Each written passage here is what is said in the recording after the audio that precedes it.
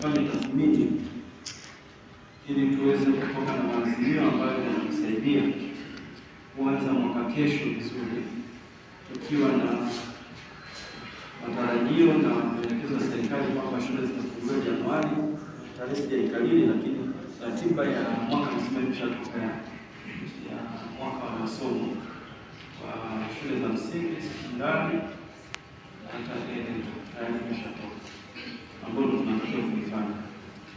Sasa tathmini ni kuangalia mambo mengi ambayo aidha umeenda nayo vizuri na unahitaji kuyaendeleza au kuyaongezea zaidi, yafanye vizuri zaidi, au pale ambapo haujafanya vizuri utafuta namna ya kufanya vizuri zaidi.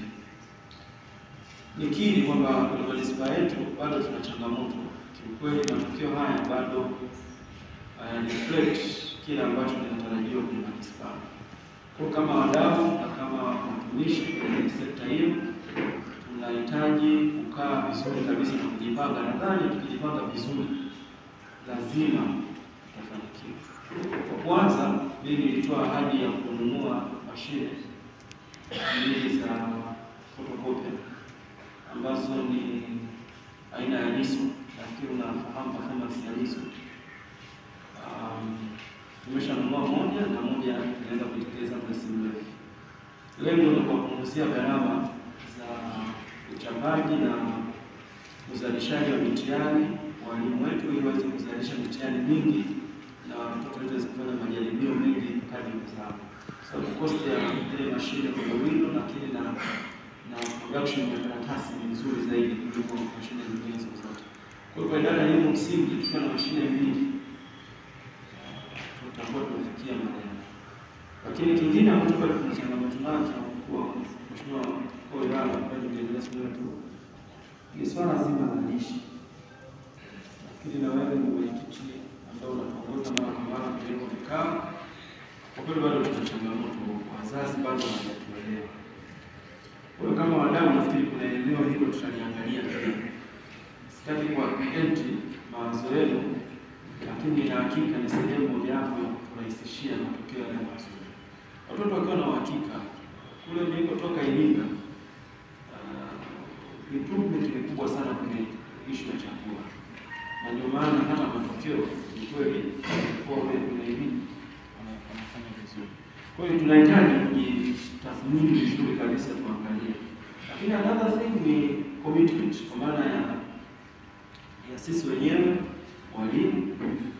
Matokeo jamani hayatafutwi katika miezi miwili ya mwisho. Matokeo ni process. Matokeo ni mchakato. Na mchakato unaanzia mbali. Watoto wajengwe kuanzia mbali.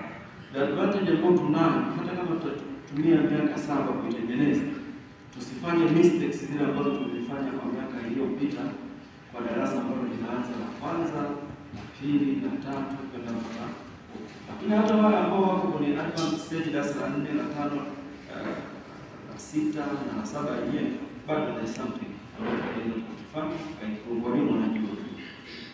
Kule kwenye sekondari huwa tuna emphasize kwenye masomo walau mawili matatu.